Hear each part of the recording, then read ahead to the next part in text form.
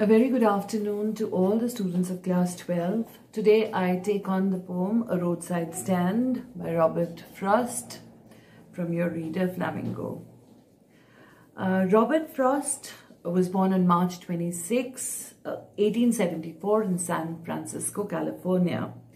His father died when he was just 10 years old, and then his family shifted to Massachusetts in New England.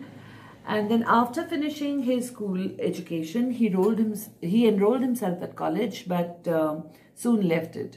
And for earning his livelihood, he took on various odd jobs. He became a farmer, a shoemaker, then he became a factory hand and also a teacher. In his leisure time, he occupied himself in writing poetry.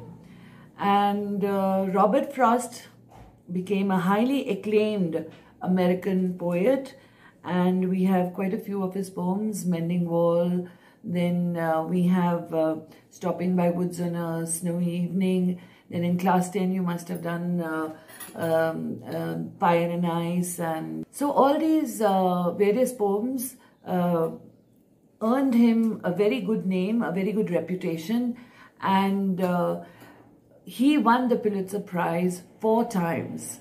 He was the first one to receive this honor 4 times. Now this poem, A Roadside Stand, it deals with the lives of the poor and deprived people in the countryside. Countryside means in the rural background. And all these people in the rural background, they were struggling, and their plight was not so good, and they were deprived of many amenities and facilities.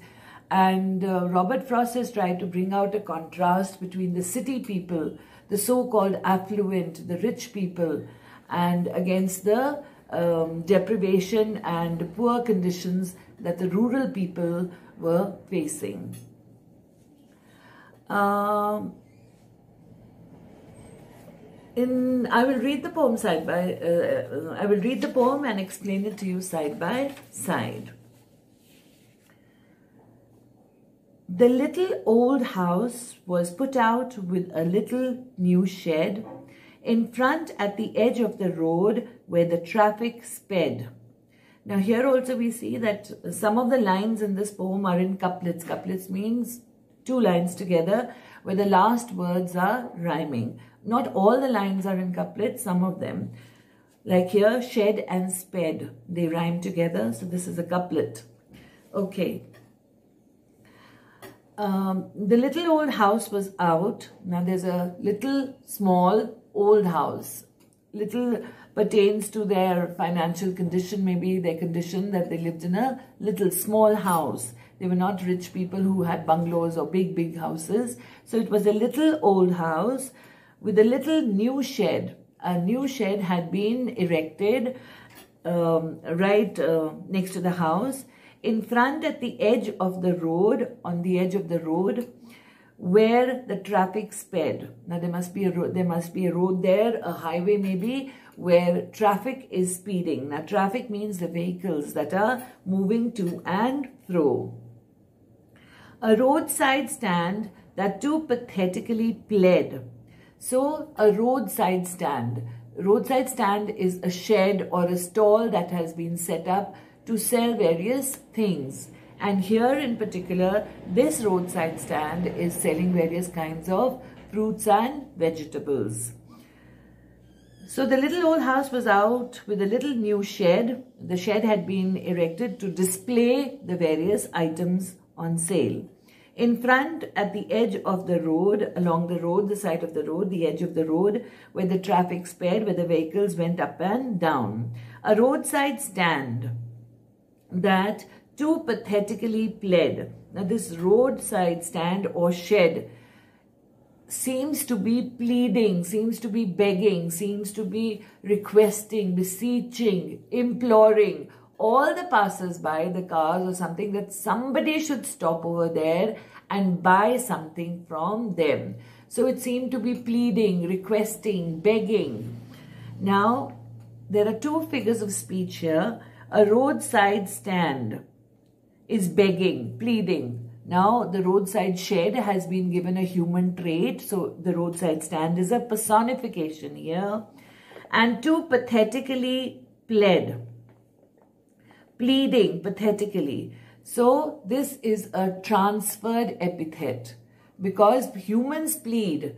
So, over here the human is not pleading, it's the roadside stand that is pleading or begging for the passers-by to stop. So, the roadside stand has been given the figure of speech, that is a personification, and pathetically pleading, that is a transferred epithet. The shed is pleading pathetically, appealing to the people, waiting for them, requesting. It has that kind of a look on, like we have a pleading look in our eyes, a pleading look on our face. So similarly, the roadside is also having that pleading look, but it's not a human being. So that is why it is a personification, and pleading pathetically is a transferred epithet. It would not be fair to say for a dole of bread, but for some of the money, the cash, whose flow supports the flower of cities from sinking and withering faint. Now, what is this roadside stand pleading for? Now, anybody would think that they are begging maybe for a piece of bread, and here a dole of bread means, they're looking for charity, they're looking for donation. But that was not like that, because they are not begging literally, they are not expecting something to be given free of cost. No, it's not like that. They want to earn money, but they want to earn it by selling their goods. They don't want any kind of charity. They don't want any kind of donation. That shows that they have a lot of dignity, self-dignity, that is self-respect that is there, because they're not looking for charity. They're not looking for alms, ALMS. They're not looking for donation. What are they looking for? They're looking for people who would stop by and buy something from them so that their income could also be supplemented. They could also earn some money. And why do you need money? To better your prospects, Everybody desires to move on in life, to grow, to grow actually. So that is what they're looking for. It would not be fair. It would be very unfair to think that they're looking for donation or charity. No, they're not looking for donation or charity, but they're looking for some of the money, the cash, whose flow supports the flower of cities from sinking and withering faint. That same money they're looking for, which these rich people have, the city people have, a lot of money, they're affluent, they're rich, they live in great style.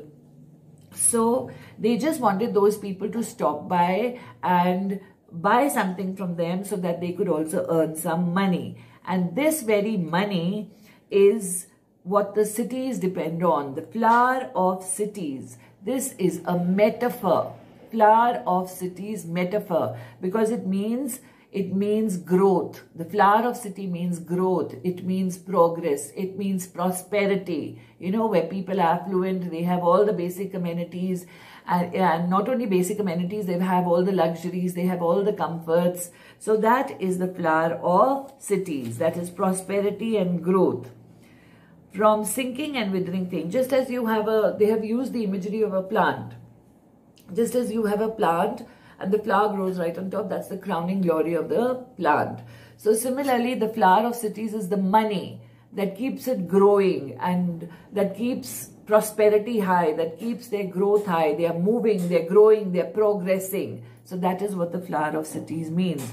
From sinking and withering faint, from decaying, from dying out, So that same money which the poor farmer is looking for so that they could buy something, that same money in the city, it makes the people rich, it makes the people affluent, it makes them grow, it makes them prosper, and there is real growth. So the same money in the cities, it helps them from sinking, from dying out, from withering, from decaying, because economy matters a lot. And especially in the contemporary scenario, as you see today, everybody is talking about the economy going down, the economy being doomed, because when there is no business, where there is no transaction of money, there is no selling, there is no buying, so the economy automatically dwindles. So here also the same thing. So it's the flower of cities, the money, which makes the cities grow, progress, prosper. So if that wasn't there, then naturally the city would also have died down. Okay. But for some of the money, they want some money, that cash, whose flow, whose circulation of money keeps the cities growing, progressing and prospering. Okay. Now we come on to... So we can say money has been metaphorically used here, metaphorically. And it is compared to the sap that we have in plants, and cities have have been compared to flowers, that is the progress, growth and prosperity. Now we come on to the second stanza. The polished traffic passed with the mind ahead. Polished traffic. Now traffic, I told you, as vehicles are there, and polished, looking very, the cars looking, glossy, shining and sparkling. And it talks about the polished people sitting inside those cars, the affluent people, the well-to-do people, the rich people.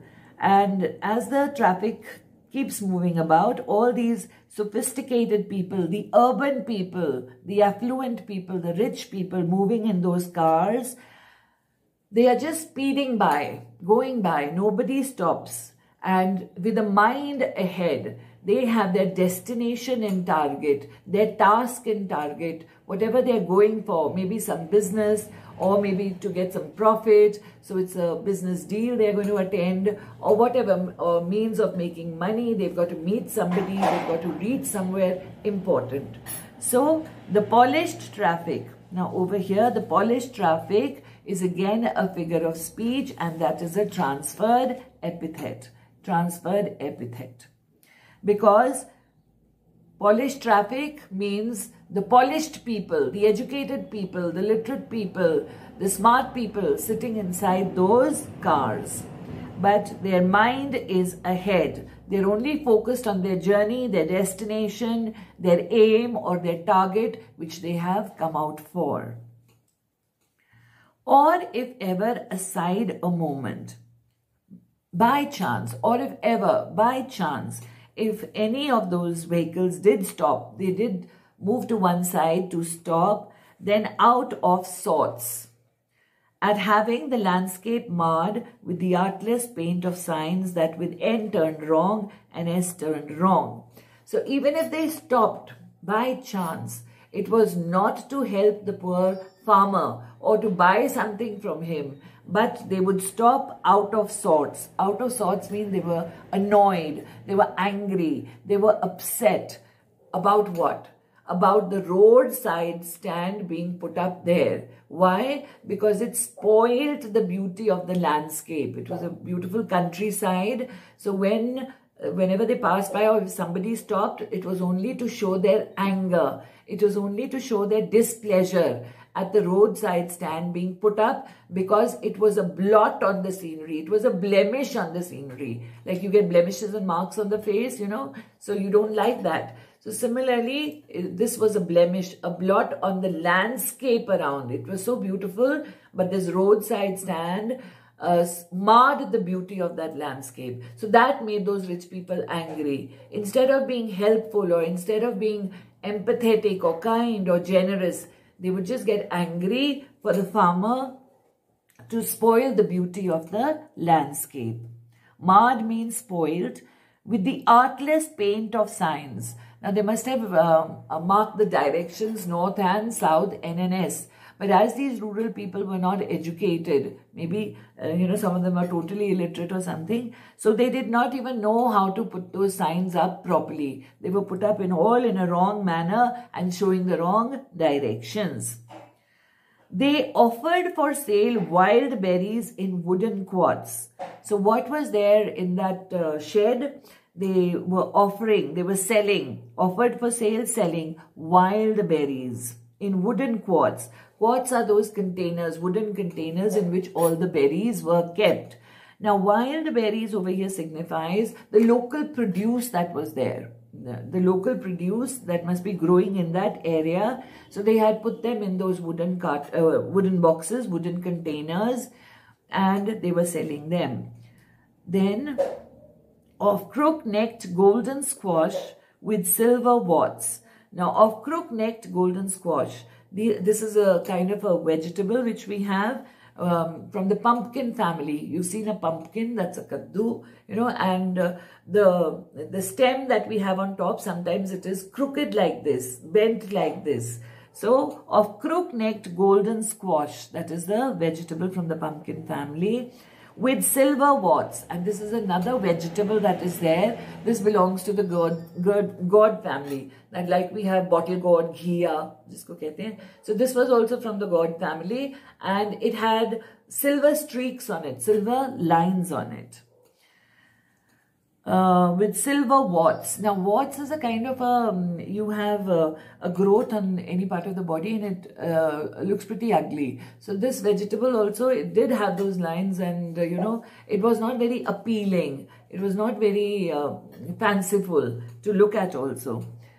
Or beauty rest in a beautiful mountain scene. So here, they do stop by chance. If anybody does stop, it is not to buy, not to help the poor farmer, but to get angry with him for spoiling the beauty of the landscape, for blotting it, and for the roadside stand being a blot or a blemish that is spoiling the beauty around. And all his local vegetables that are growing there, all these berries, and this from the pumpkin family and all. Now, they are all very unqualitative local produce. Unqualitative, I mean, not very good quality. And this produce is highlighted by the words like crook-necked, then the squash with silver warts. So, all this tells us that nothing was very appealing, you know. So, whatever the poor farmer had according to his capacity, what he had grown, so that was, he had displayed all that on the roadside stand. Or beauty rest in a beautiful mountain scene. Maybe a beautiful picture of a landscape. Okay, we move on. You have the money, but if you want to be mean, why keep your money? And in brackets, this crossly and go along. Now here, the farmer is also getting angry. Angry with the fact that if you have the money, you can spend the money, you can help somebody out. Like so many times we do see, you know, these poor children or, you know, these poor ladies moving around with balloons or things like that that they're selling at either the crossing or at the signals or the red lights and all that. So what do? I mean, we do, even if we don't need it, we sometimes buy that. Why? Just so that the poor woman can earn some money, because she may be in dire need of money, and how they move around, you know, barefooted and in that hot scorching sun. So sometimes we just buy to help that person. I mean, we don't like to give charity or donation like that, but we do buy their product. So similarly here he says, you have the money, but if you want to be mean means small-minded, you want to be miserly, you want to be stingy, you don't want to spend your money, you know, you don't want to spend a penny. So these people, the farmer naturally is in awe of the city people, that they live in so much of comfort and luxury. So on one side it's like that, and on the other side, if like outwardly they are affluent, they are rich and everything, but if you see their psyche and if you see the way they behave, it's really sad. So he gets, you know, angry. His temper rises. Crossly means is to get angry, to be in temper, because they did not like to part with their money to help the poor farmer. So he's saying, you have the money, but if you want to be mean, stingy, miserly, and self-centered and selfish, why keep your money and go along? I mean, angrily says, so you can keep your money and you can go along. Okay. Next line. The hurt to the scenery wouldn't be my complaint, so much as the trusting sorrow of what is unsaid. Now here we have the poet's thought, the hurt to the scenery. The hurt means the harm to the scenery wouldn't be my complaint. So the poet says that I'm not angry about the fact that they made this complaint. That has not aroused my anger so much as the trusting sorrow of what is unsaid. What does the poet feel hurt about? He feels sad and hurt, and he regrets that these people just go by without saying any, or what is unsaid, something that is not said. Why? Because these people are looking around for some help, some kind of financial assistance. But these people, they just look through them, a very callous attitude, a very, very indifferent attitude towards them, not even bothered to see what they want and not even realizing or trying to sense what they want. Okay. Here, far from the city, we make our roadside stand and ask for city money to feel in hand. And this farmer over here, he just made the roadside stand. And what has he made it for? To get some city money. These city people are rich, so to get some city money, the feel of that city money in their hand. To see some cash. To try if it will not make our being expand. Expand means to develop, to grow, to flourish. So they are also looking for some little bit of extra income so that they could also grow, they could also flourish, they could also better their living standards. They could also get a little bit of happiness with that money.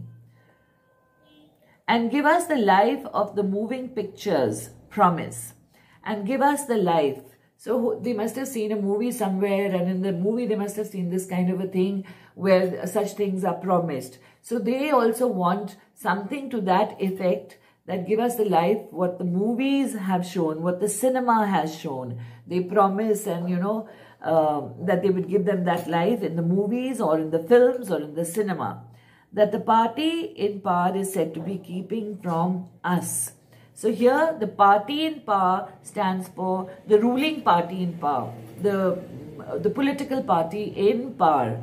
Now, said to be keeping from us. Now these political party, we can talk about the vote bank. These people make lots of tall promises, false promises, hollow promises. We'll do this for you, we'll do that for you. But ultimately, after the elections are over, they don't even come and show their faces. So those are all hollow, baseless and false promises that are made, that we'll give you this, we'll give you that, but nothing happens in the end. They are completely deprived of everything. But there is a ray of hope in these simple, poor people, that maybe one day their scenario will also change, their lives will also change. There's a figure of speech in the first line here, the hurt to the scenery. Hurt is the harm. Now this is a transferred epithet. The scenery is not being hurt or harmed, but they say that the roadside stand is harming the scenery. So that's a transferred epithet, because it's from the roadside to the scenery. Okay.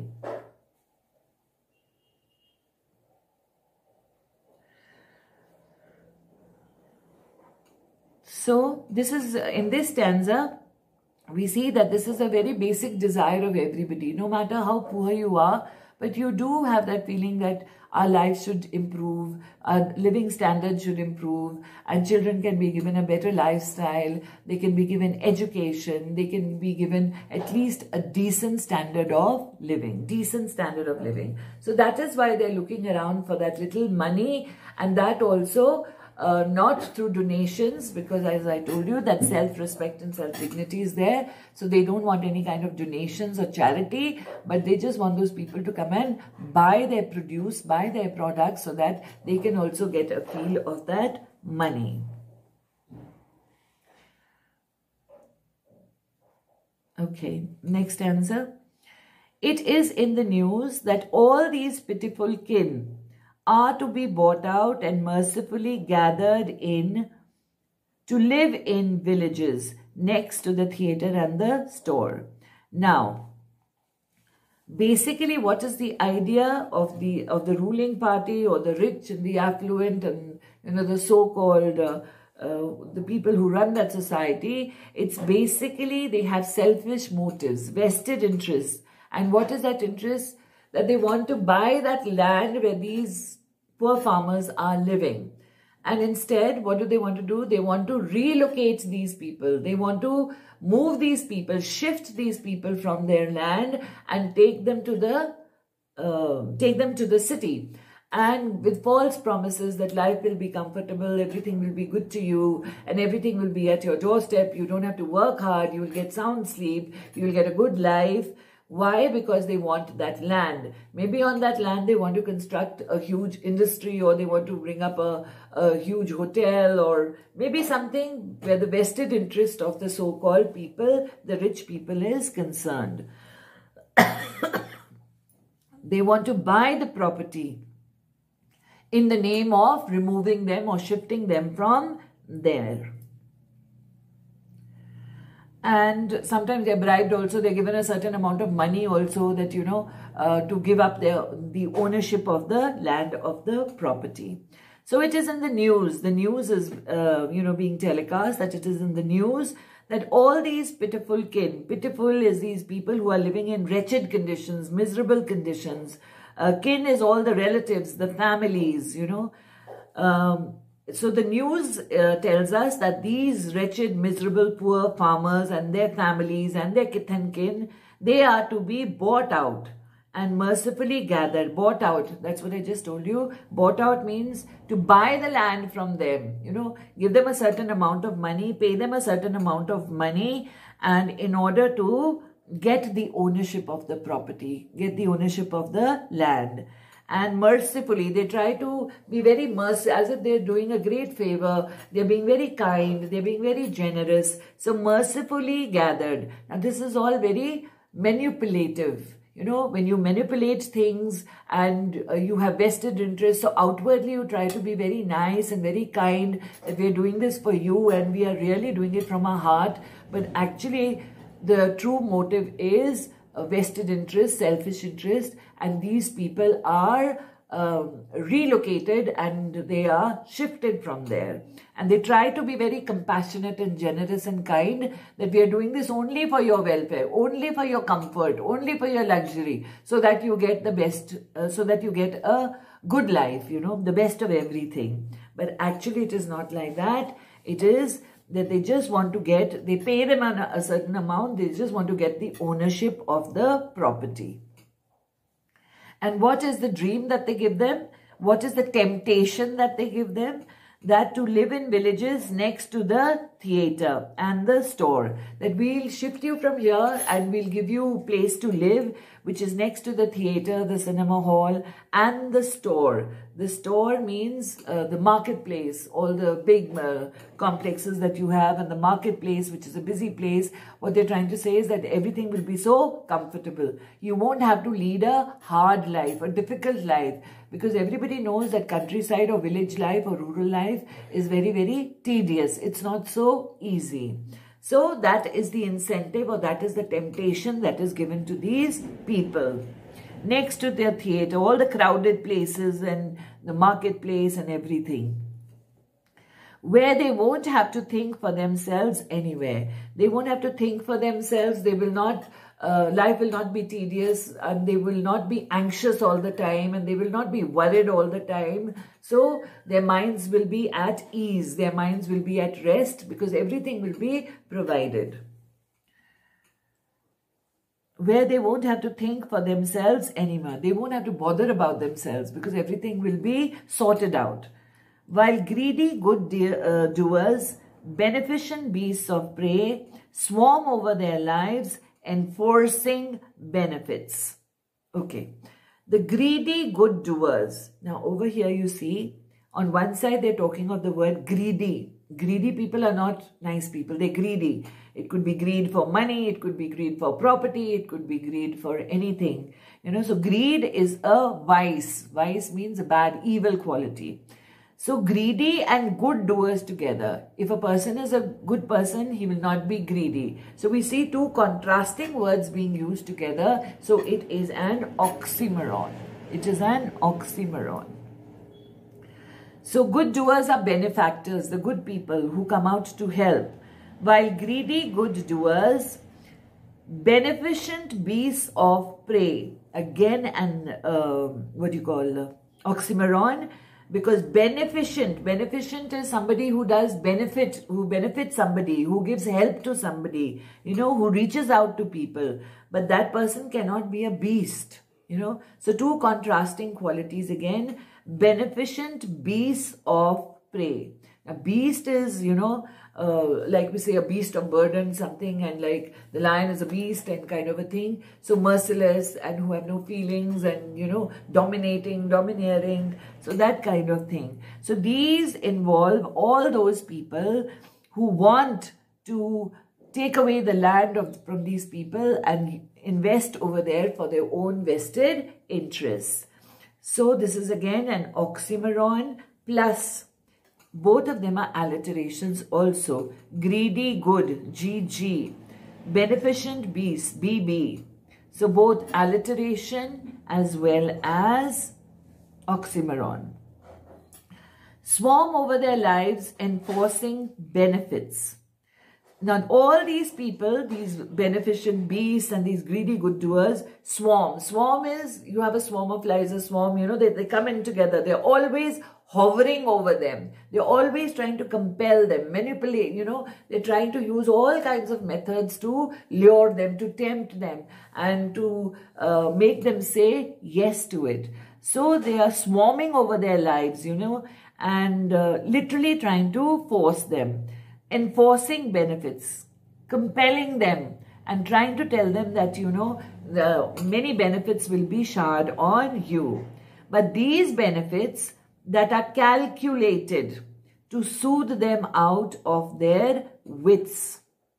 Now, these benefits that they are promising, they're all calculated. Calculated means premeditated. Everything has been sorted out and planned very carefully. So premeditated, thought of earlier, and to soothe them out of their wits, to please them, to make them so happy, paint such a rosy picture about everything. So these people are very, very clever. They use that sweet speech to lure them, to tempt them. But basically their motive behind is not genuine help, but it is their own interests that are involved, compelling them, to deceive them later on, and basically to trap them. That's why they're swarming over them, hovering over them to trap them. So that is why it is said that these are well calculated moves, properly thought of. Okay. They're calculated to soothe them out of their wits, and by teaching them how to sleep, they sleep all day. So they're trying to take away their normal routine from them, because for a farmer, what is it? A farmer throughout the day is out in the fields working, toiling hard, and then at night he has a sound sleep because he's tired and he's exhausted and he's been working hard. And by teaching them how to sleep, they sleep all day. So trying to tell them, give them a good thing so that you'll have sound sleep, you'll have all the comforts, you'll have all the luxuries.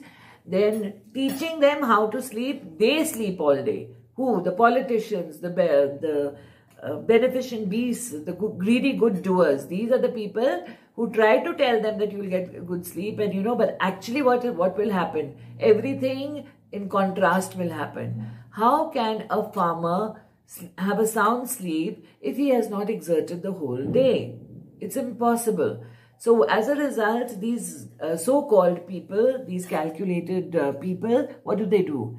They teach them how to get a sound sleep, but they themselves sleep. They have nothing. Once they get the land, they will have nothing to do. They will just sleep over it, literally speaking or metaphorically speaking. They will literally sleep over everything and not give these people anything. They will really deceive them, cheat them. and they will destroy their sleeping at night the ancient way. What do you mean ancient way? The old way. Since ages, you know, I mean, these people have been exploited since ages. The farmer, the poor class, even when we had the pre-independence era, you know, how their revenues, the taxes, they had to pay that lagan and everything, even if there was famine and there were no crops, nothing, but still they had to give that tax and that revenue. So exploitation has been going on for centuries together, for ages. So this is nothing new. So once again, they are trying to give them a rosy picture that will give you the best of everything and you'll have the best of everything. But actually, they will destroy their sleeping at night the ancient way. Always thinking and rooting how to live, how to sustain life, how to keep the family alive, how to keep the children going without starvation, you know, without any kind of work, without any kind of food. So all this they're trying to tell them, but actually they will bring them back to the same position that was there in the ancient times also, the times of exploitation. So whether it was the ancient times or whether it's the present times, we see that the exploitation is still carrying on. In the Indian scenario, of course, this is there, but this poem by Robert Frost, it talks about the American rural areas. Now, here we say villages and cities and towns.